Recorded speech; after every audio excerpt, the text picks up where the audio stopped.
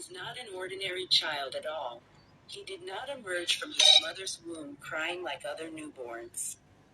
Rather, he emerged silent, looking at things in amazement, as if he was surprised by the existence of a planet other than the dark, narrow planet in which he lived. While the child was still in the hands of the midwife, his eyes fell on his mother, who was lying with her back on the ground and drenched in endless sweat.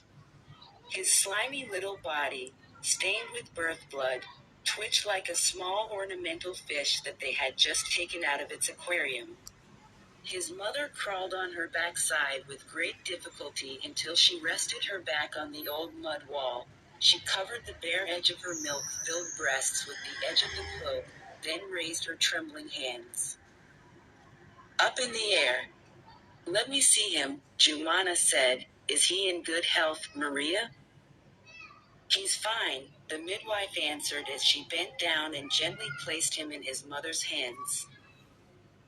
She whispers, "Look at his eyes, they are very similar to yours, Mrs. Jumana."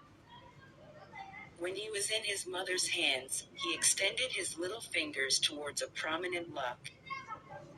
From her soft hair, he captured her with a strength not found in a child. Like his age, and while he was holding that lock of her hair, he began to ponder.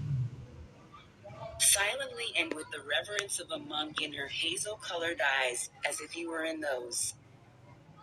The moment he was reading the beginning, and she saw in front of her the oldest fairy known to the people of the village of Al-Jassasa. It was a woman they called the Red Bird. Her real name was Taj. Everyone in the village was afraid of her and tried as much as possible to avoid her anger. Despite her advanced age, she still retained a great deal of beauty. He tells us that she was very attractive when she was younger. She had black gypsy hair interspersed with some gray strands, and tight white skin like skin. A racing horse with calm features that resembled the setting sun. Taj owned a rare red bird speckled with orange feathers. That bird was from the phoenix family, called Wreath. She stole it from her mother's nest when it was still inside the egg, so she was able to tame it and make it her servant. Then, because that red bird was not Taj left, and he was just like her shadow, he went with her wherever she went, and the people of the village of Al-Jassasa were with her. In time, they completely forgot her real name, and began calling her Zat. The red bird, midwife Maria said with great fear. "What brought you here?" Exclamation mark.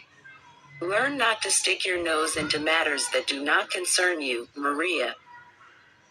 If you had not mentioned Bar's absence a little while ago, Jumana would not have expelled you."